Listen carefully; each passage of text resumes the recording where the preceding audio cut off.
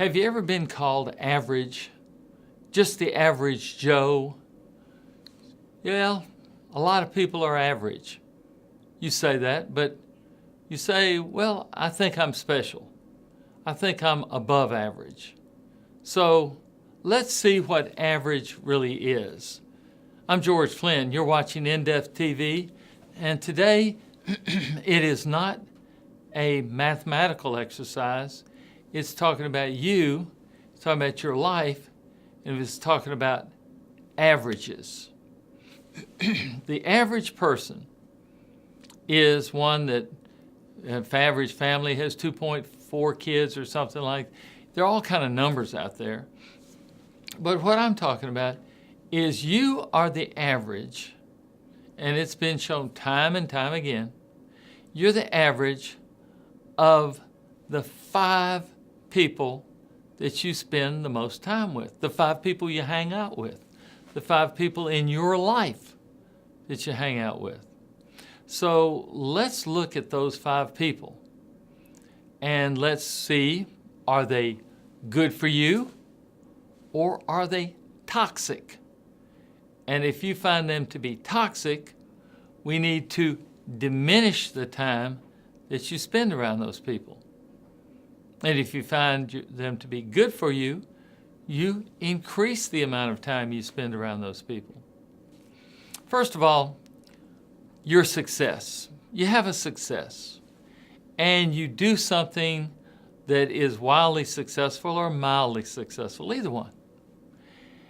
Do the people around you, the 5 most important people in your life, do they celebrate you?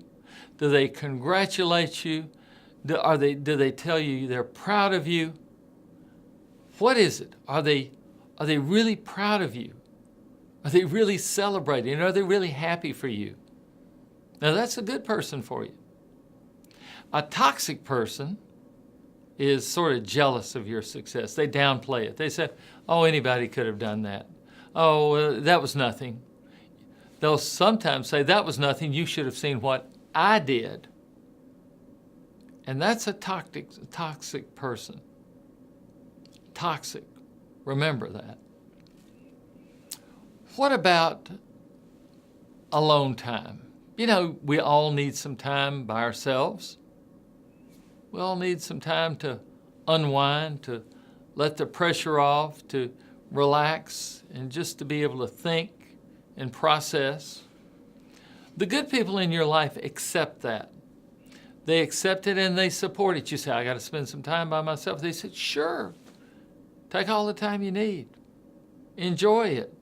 We'll go off and do something else. But when you're ready, you come on back. Now, that's a good person for you. The toxic people in your life will want to occupy all your time. Oh, you don't want to do that? You need to spend this weekend with me. We need to go camping where I want to go. You can't be alone by yourself. Oh, that'd be boring. You need to be with me. That's a toxic person in your life. What about caring? You know, a good person does not judge you. They're there to cheer you up, no matter what's going on in your life. Oh, it can be good, and this can be a good thing for you. It can even be the best thing for you, and cheer you up, and support you, and not judge you. Whereas a toxic person, they judge you, and they criticize you, and they point out your shortcomings. Well, you could have done this a lot better. You didn't do this, you didn't do that, you could have done this, and you should have done this. And remember, that's toxic for you. What about respect? And what about value in you? Do they treat you like a VIP, a very important person? Do they go along with any errors that you may make? An error in your speech, an error in a number, just a small minor error. This is not going to do anybody any harm. Do they kind of go along with it and let it pass? Or do they shout at you in public? You should have done this. that can of beans was 99 cents and it should have been 79 cents and you did it wrong. And do they lose their temper rapidly? That's toxic. What about your opinion? Do they go along with your opinion? They may disagree, but do they do it mildly? Do they do it respectfully? They say, well, I can't quite agree with that, but maybe we can agree to disagree. Or, that's good for you, but is the toxic person, here's what they would say, they only want to win.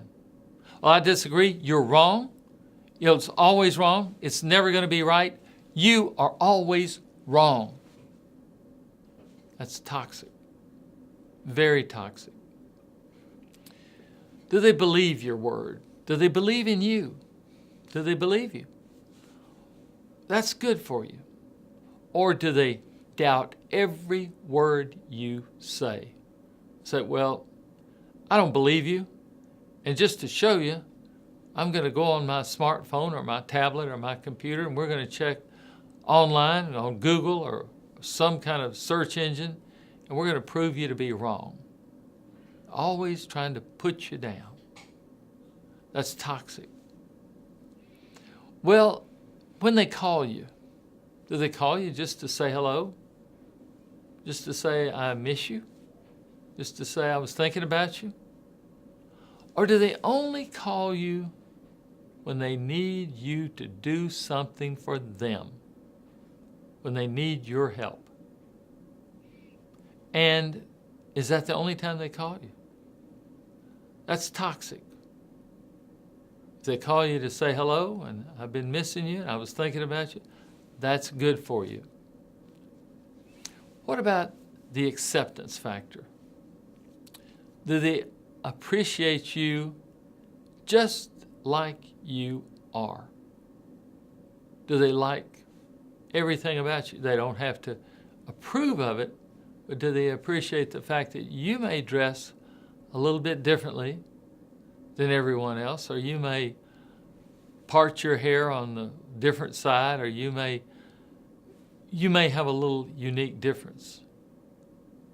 Do they appreciate that difference? That's good. Or do they try to change you? Do they try to make you conform to their standards? Do they try to make you conform to their idea of what and who you should be? Which is it? Basically, are they trying to control you? Now, people generally don't like being controlled, generally. And if someone else is trying to control you, you may not see it, you may not hear it, but you certainly feel it. And I wanted you to just be aware of that. What about your other friends? That's right, your other friends. Do they mind you being around other friends? Well, I think I'm going to take the weekend off and I'll be going with so-and-so and so-and-so. And you have a nice weekend. We'll see you when we get back. Generally, good people for you, like your other friends, they say, well, I've met them or I'd like to meet them. Y'all have a good time and we'll see you when you get back. They generally like your other friends because you are connecting, your connecting factor. You got this friend here and this one here, you're the connection.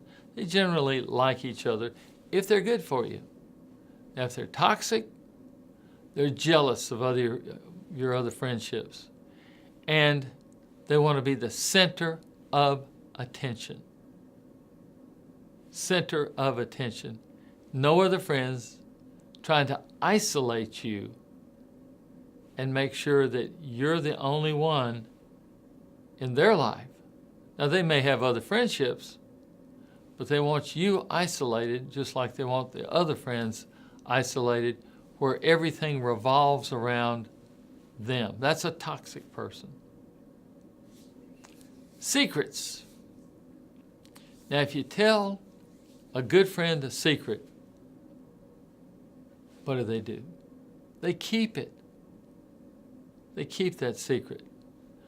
But if you tell a toxic person a secret, they like to let the secret out. Now, they won't just say, I'm going to tell you what, somebody else told me. They say, I shouldn't be telling you this, but this is what's going on. And that's your secret out into the world. And it's maybe harmless, but it's out in the world. You just, for your own reason, didn't want it out in the world. And somebody, A, didn't respect your opinion, and somebody wanted to tell the secret, and somebody wanted to make it where you were put down. That's all toxic. Now, what are we going to do with all of this? We know, I think you've probably identified a toxic person or two in your life. What do? Well, you help eliminate them from your life by decreasing the amount of time you spend with them. And you can do it over 2 weeks, 3 weeks, a month, but just decrease that amount of time you spend with that person. But you say, well, who am I going to spend time with? Well, remember, we got 5 people, and you're going to start acting like the 5 people, an average of the 5 people that you hang out with. So, well, I don't really have time to make a lot of new friends. It doesn't have to be exactly the way you're thinking. It can be hanging out with somebody that wrote a book, a biography. You could read the biography of Winston Churchill or any world leader that you would like to become friends with.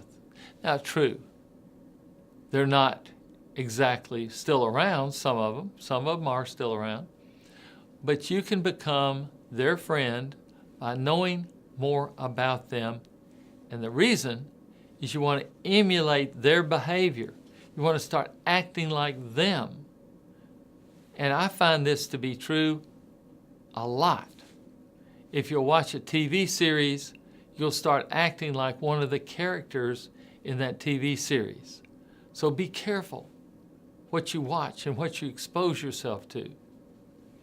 If you want to watch somebody that you would emulate, somebody that you would like to be like, watch that on TV, watch that on YouTube, listen to them on radio, read about them in magazines, study their character, study that person, rather than always dealing with somebody that's in trouble and taking advantage of you.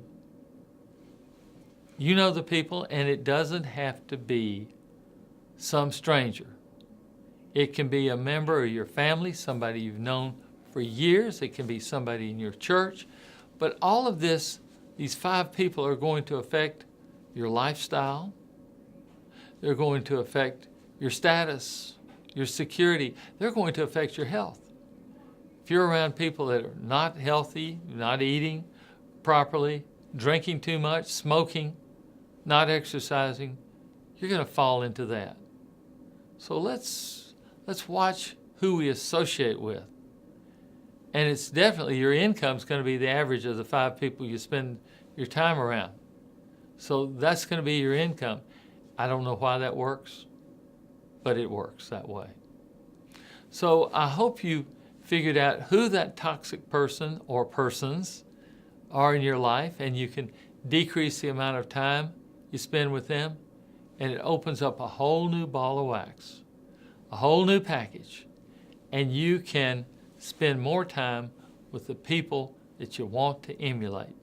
I'm George Flynn. You've been watching In-Depth TV, and I really appreciate it and glad you're spending more time in front of this kind of program for you. Thank you.